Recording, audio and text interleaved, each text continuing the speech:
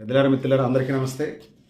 మనం ముస్లిం హక్కుల పోరాట సమితి వ్యవస్థాపక అధ్యక్షులు, ప్రముఖ న్యాయ నిపుణులు, విద్యావేత్త మహమ్మద్ అసద్ గారితోనూ సార్ నమస్తే. ఈరోజు సార్ని మనం అడగబోయే ప్రశ్నలు: తెలంగాణ రాష్ట్ర ప్రభుత్వం ఎన్నికల ప్రణాళిక అమలు తీరు,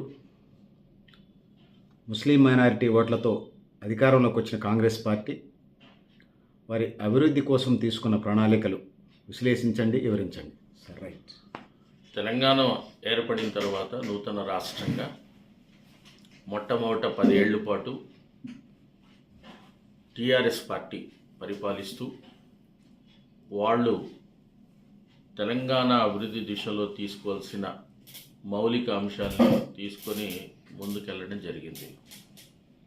వాటి విశ్లేషణ కన్నా తెలంగాణ ప్రభుత్వంలో మొదటి దశ 2 పర్యాయాలు చేసినటువంటి టీఆర్ఎస్ బీఆర్ఎస్ పార్టీ ప్రభుత్వ తీరుతెన్నుల్ని కనుక పరిశీలించినట్లయితే అక్కడ ముస్లిం మైనారిటీలకు 12% రిజర్వేషన్ అందిస్తాము అని చెప్పి ఎన్నికల ప్రణాళికలో ప్రకటించి ముందుకొచ్చినప్పటికీ ముస్లిం మైనారిటీ అనుకూల వ్యవహారాన్ని ఉన్నట్టుగా చూపిస్తూ అద్దములో మహమూద్ అలీ లాంటి వారిని మొదటి దశలో ఒక హోమ్ మినిస్టర్గా పెట్టి తదుపరి దశలో ఉప ముఖ్యమంత్రి, రెవెన్యూ శాఖలు అతనికి ఇస్తూ మైనార్టీలకు పెద్దపీట వేసినట్టుగా ఆ ప్రభుత్వం సుధీర్ కమిటీ ఇచ్చినటువంటి రిపోర్ట్ని ఏమాత్రము శ్వేతపత్రం విడుదల చేయకుండా వాటిల్లో పొందుపరిచిన అంశాలకు సంబంధించి ముస్లిం మైనార్టీల అభివృద్ధి సాధించే దిశగా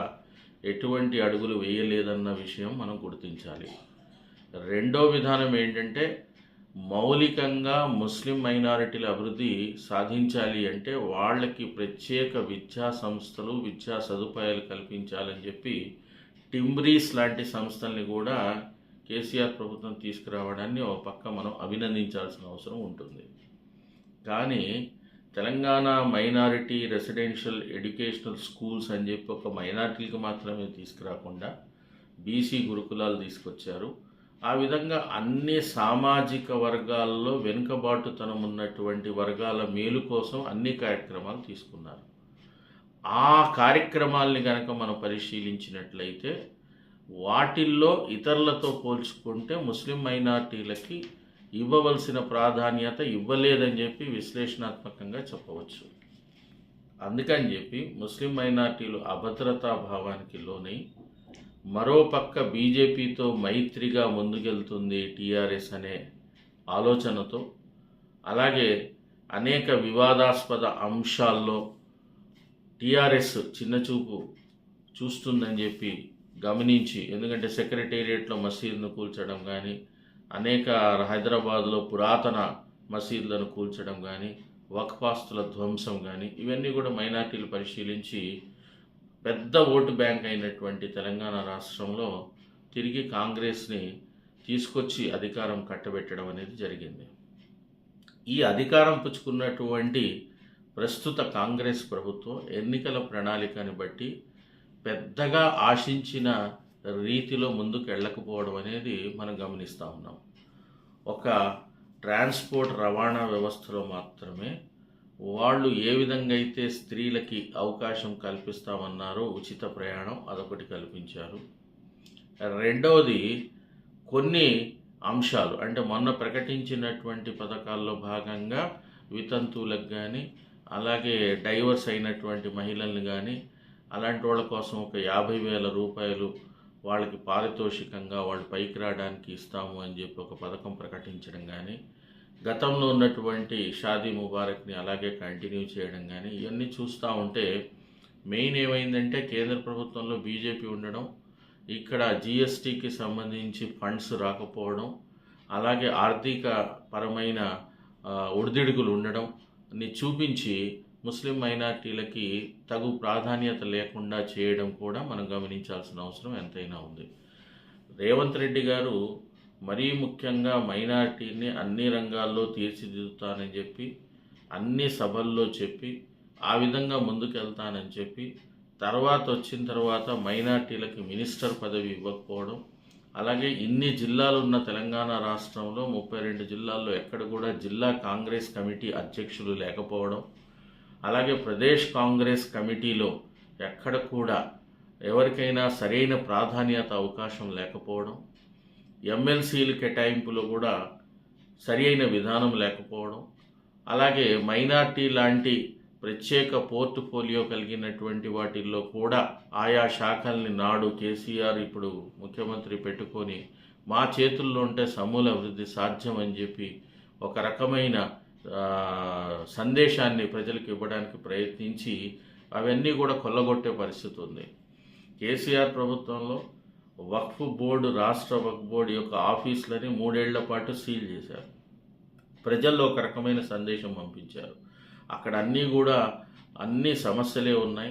అవన్నీ పేపర్లు అన్నీ కూడా సరిగా లేకుండా వక్ఫ్ బోర్డులో పనిచేస్తున్నటువంటి శాఖలు ఉన్నటువంటి ఆయా ఎంప్లాయీస్ కానీ, వాటితో సమన్వయంగా ఉండే రెవెన్యూ శాఖలు కానీ వక్ఫ్ ఆస్తులను కొల్లగొడుతున్నారు, రికార్డులని మాయం చేస్తున్నారు, రికార్డులను మారుస్తున్నారు. కాబట్టి అన్నీ కూడా ఆన్లైన్ డిజిటల్ చేసేంతవరకు 3 ఏళ్ల పాటు మొత్తం సీలు పెట్టి పోలీస్ కస్టడీ లాగా అక్కడ సెక్యూరిటీ పెట్టి ఆ కేసీఆర్ ప్రభుత్వం ఏదో విప్లవాత్మకమైన మార్పులు వక్ఫ్ ఆస్తుల పరిరక్షణలో తీసుకొస్తామని చూపించి ఒక రకమైన సందేశం ఇచ్చి ఆస్తులన్నీ కొల్లగొట్టారు. ఇక్కడ విషయం ఏంటంటే ఆల్రెడీ తెలంగాణలో దేశవ్యాప్తంగా వక్ఫ్ ఆస్తులు చాలా ఎక్కువ. అలాంటి వక్ఫ్ ఆస్తులన్నీ కూడా కొల్లగొట్టడానికి చేయాల్సిన అన్ని పనులని నాడు చేశారు. ఎందుకంటే వక్ఫ్ అనేది యథేచ్ఛగా స్వతంత్రంగా తాను నిర్ణయాలు తీసుకునే అధికారం వక్ఫ్ బోర్డుకి లేదు. ఏదున్నా కూడా స్థానికంగా ఆయా ప్రాంతాల్లో జ్యూరిస్డిక్షన్ని బట్టి రెవెన్యూ అధికారులపై వాళ్ళు ఆధారపడి పని చేయాల్సి ఉంటుంది. అంటే వక్ఫ్ చట్టాన్ని అమలు జరపాలి అంటే నేరుగా జిల్లా కలెక్టరు, ఆర్డీఓలు, తహసీల్దార్లు అమలు పరచాల్సి ఉంటుంది. అంటే ఏ నిర్ణయాలైతే వక్ఫ్ బోర్డు రాష్ట్రంలో తీసుకుంటుందో ఆయా నిర్ణయాలను అమలు చేసే అధికారులంతా కూడా రెవెన్యూ వాళ్ళే ఉంటారు. రెవెన్యూ వ్యవస్థ ఏంటనేది మనకు ఈ రాష్ట్రంలో తెలుసు. మొట్టమొదటిగా భూములన్నీ కొల్లగొట్టింది కేసీఆర్ ప్రభుత్వం అయితే 10 ఏళ్లలో అంతకంటే రెట్టింపు స్థాయిలో ప్రస్తుత ప్రభుత్వం భూములను కొల్లగొట్టే పరిస్థితుల్లో ఉంది. ఎందుకంటే ఈ రాష్ట్రంలో దాదాపు ఎక్స్ సర్వీస్ మెన్లకి చేసిన కేటాయింపులు కానివ్వండి, అసైన్మెంట్ ల్యాండ్స్ కానివ్వండి, అలాంటి చాలా ప్రభుత్వ భూములు, పోరంబోకులు కానీ చాలా పెద్ద స్థాయిలో ఉన్నాయి. ఇవాళ భూములకు రెక్కలు వచ్చి ధరలు పెరగడంతో అనేక చోట్ల అసైన్మెంట్ కావించబడి 30 ఏళ్లుగా 40 ఏళ్లుగా ఉన్నటువంటి ఆయా కుటుంబాలు సైతం వాళ్ళ దగ్గర నుంచి చాకుగా చౌకగా అన్ని రాయించుకొని రేపు జీవో తీసుకురాబోతూ ఉన్నారు. అసైన్మెంట్ని అన్ని జనరల్ భూములుగా పరిగణించి వాటిని రికగ్నైజ్ చేసి గతంలో కేసీఆర్ ప్రభుత్వం రెగ్యులరైజ్ 58, 59 జీవోలు ఎలా తీసుకొచ్చిందో అదే మాదిరిగా అసైన్మెంట్ ల్యాండ్ని పట్టా ల్యాండ్గా ధృవీకరించే విధానాన్ని, అలాగే స్టేట్ ఫారెస్ట్ ల్యాండ్స్ని, సెంట్రల్ రిజర్వ్ ఫారెస్ట్ ల్యాండ్లని అభివృద్ధి పేర్లు అన్నీ కొల్లగొట్టే విషయం. అంటే ఇవాళ భూములు ఎవరి చేతిలోకి వెళ్ళిపోతున్నాయి? ఎలా అన్నిటికంటే దారుణమైన పరిస్థితి ఏంటంటే ముస్లిం మైనార్టీలో దురదృష్టకరమైన అంశం ఏంటంటే కనీసం రికార్డులను సవరించుకొని చక్కదిద్దుకునే ఆలోచన ముస్లిం మైనార్టీలో లేకపోవడాన్ని సొమ్ము చేసుకుంటున్నారు ఈ ప్రభుత్వాలు. ఉదాహరణకి తాత పేరులో ఉన్నటువంటిది ఇప్పటికీ తాత పేరులోనే రికార్డ్స్ ఉన్నాయి, ముత్తాత పేరులో ఉన్నాయి, ముత్తాత పేరులోనే రికార్డ్స్లో నడుస్తూ ఉన్నాయి. అంటే తర్వాత వచ్చిన వారసులు కానీ మ్యూటేషన్ 6A ద్వారా వాళ్ళ పేర్లు ఎక్కించుకోవాలని పహాణీస్లో తెలియకపోవడం, చైతన్యం లేకపోవడం, ఇవన్నీ కూడా ఇవాళ ముస్లిం మైనార్టీల ఆస్తులు కొల్లగొట్టడానికి ఉపయోగపడింది అన్న విషయాన్ని మనం గుర్తించాలి. ఇవాళ రాష్ట్రంలోని భూములన్నీ కూడా ఒక పెత్తందారీ వ్యవస్థ చేతుల్లోకి వెళ్ళిపోతున్న విషయాన్ని కూడా గమనించాల్సిన అవసరం ఉంది. కాబట్టి ఇక్కడ తెలంగాణ రాష్ట్రం ఏదైతే చెప్పి ముందుకు వచ్చిందో, ఏ ఎన్నికల ప్రణాళికని ప్రకటించి ముస్లిం మైనార్టీల అభివృద్ధితో పాటు ఈ రాష్ట్ర ప్రజల పౌరుల అన్ని రంగాల వారీగా తమాషా ప్రకారం వాళ్ళని పైకి తీసుకురావాలనే ఆలోచనని ఏదైతే ముందుకు తీసుకొచ్చిందో వాటి అమలు చేయడంలో విఫలమైందన్న విషయాన్ని మనం గమనిస్తూ ఉన్నాం. ఎక్కడెక్కడ చూసినా కూడా ఉదాహరణకి ఒక మైనార్టీ వర్గాల్లో టిమ్రీ స్కూల్స్ చూస్తే ఇవాళ టిమ్రీస్ స్కూల్స్, మైనార్టీ రెసిడెన్షియల్ స్కూల్స్ పరిస్థితి చాలా దారుణంగా ఉంది.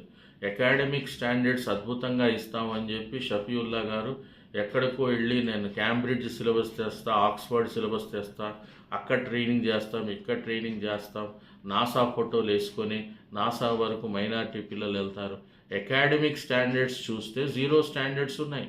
ఇవాళ ఏ క్లాస్కి సంబంధించిన పాఠాలు కానీ సిలబస్ కానీ సక్రమంగా నడిచి ఆయా విద్యార్థులు ఆ విధంగా వాళ్ళకి పరిపూర్ణ విజ్ఞానం అనేది రానటువంటి పరిస్థితి.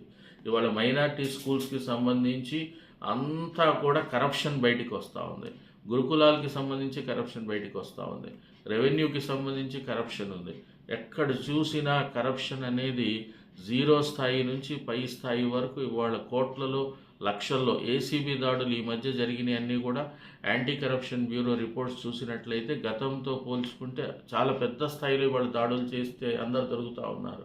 అంటే ఏ శాఖ కూడా అవినీతిమయమైపోయింది తప్ప అవినీతి నిరోధక అంశాలను కనుక పరిశీలించినట్టే కొన్ని వేల రూపాయలు, లక్షల రూపాయలు, కోట్ల రూపాయలు ప్రజాధనాన్ని ఇవాళ దుర్వినియోగం చేసే పరిస్థితి ఏర్పడింది.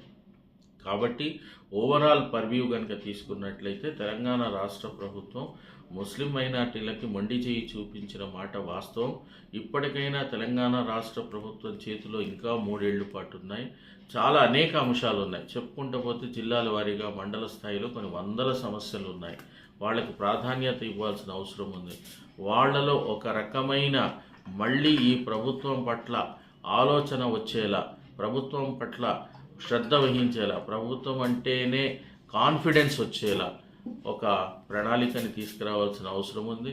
గతంలో ఉప ప్రణాళిక తీసుకొస్తామని కేసీఆర్ ప్రభుత్వం అన్నారు.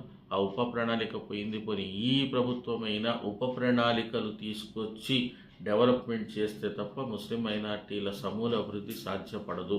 ఉప ప్రణాళిక ఉంటే దానికి ఒక బడ్జెట్ కేటాయింపు ఉంటుంది. ఆ బడ్జెట్ ఆయా రంగాల్లో ఖర్చు పెట్టడానికి సాధ్యాసాధ్యాలు ఉంటాయి. మళ్ళీ బ్యాక్ బడ్జెట్ పోదు. ఇప్పుడున్న పరిస్థితి ఏంటంటే మైనార్టీ ఫైనాన్స్ కార్పొరేషన్ పేరిట ఇచ్చినటువంటి బడ్జెట్ క్యారీ ఫార్వర్డ్ అవుతుంది. అంటే తిరిగి నిరుపయోగమై తిరిగి మళ్ళీ ప్రభుత్వ ఖజానాకి చేరుతుంది. అటువంటి శాఖ ఏదైనా ఈ రాష్ట్రంలో ఉందంటే ఒక మైనార్టీ ఫైనాన్స్ కార్పొరేషనే ఉంది. వాళ్ళకి అకౌంట్స్ ఉండవు, వాళ్ళకు ఒక ప్రత్యేక బడ్జెట్ ఉండదు. బడ్జెట్ వాడేంత వరకు అది పోయి వికేంద్రీకరణ అయ్యి ఒక పాలసీ ప్రకారం ఆయా వర్గాల్లోని పేదలకి చేరే లోపే తిరిగి కాలపరిమితి అయిపోయి వెనక్కి వెళ్ళిన సందర్భాలు ఉన్నాయి. అందుకని ఉప ప్రణాళిక ఉన్నట్లయితే సబ్ ప్లాన్లో ఒక బడ్జెట్ కనుక అలాట్మెంట్ జరిగితే ఆ అలాట్మెంట్ని బట్టి ఆయా సంస్థల్ని ఆయా వర్గాల్ని పైకి తీసుకురావడానికి